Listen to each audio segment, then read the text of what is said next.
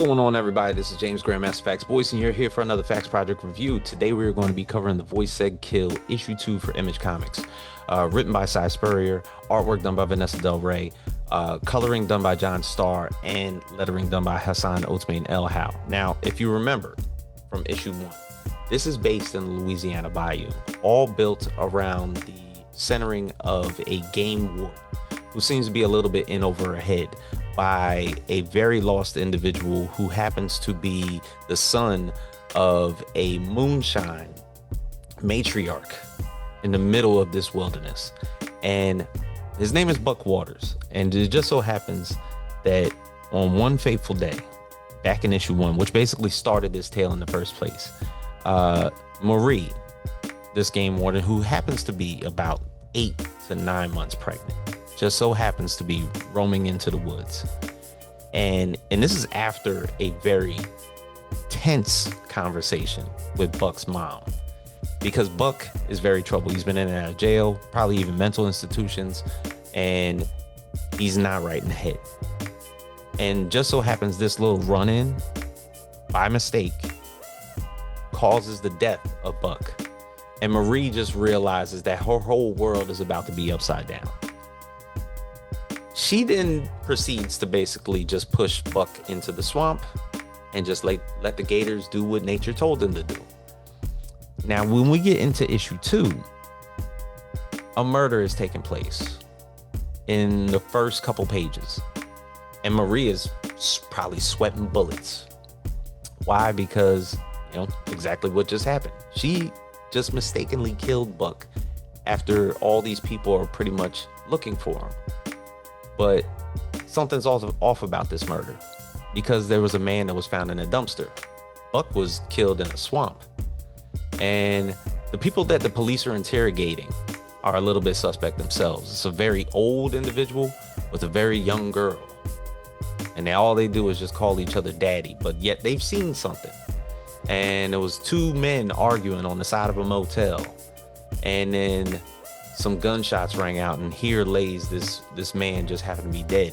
And they described the man that killed this poor soul in the dumpster as somebody with an unk on their face, which would perfectly describe Buck, because Buck has a tattoo of an unk underneath his eye.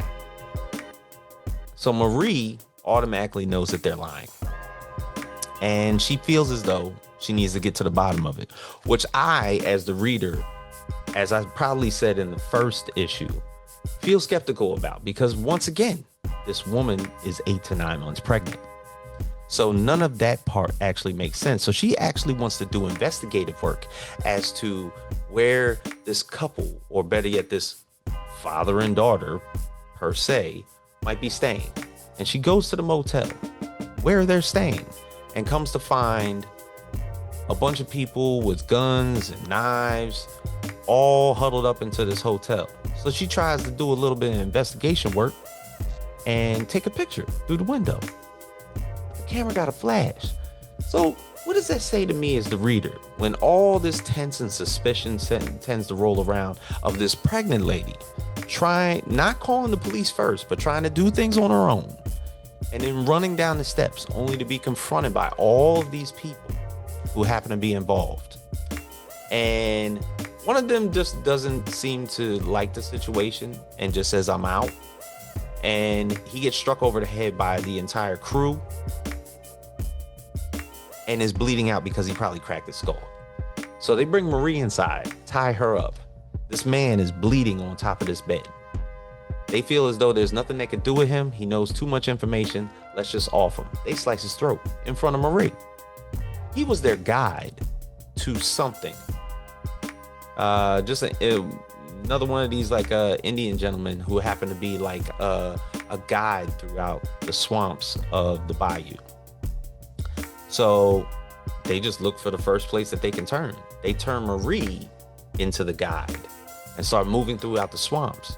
Now, a little bit of Creole Cajun justice starts to happen when people start to trip over things and they're walking throughout these swamps. And she's trying to tell them exactly what they need to do, that they need to like start a fire, find a dry area. People are tripping over the roots, falling into the swamp. The gators are basically very close by. And all in all, what they didn't realize when Marie was with them is that she's been in telecommunications because she has an earpiece on her. And the dispatcher, who she is always in constant communication with, and sometimes she don't even realize the thing is in her ear, has been listening in this entire time.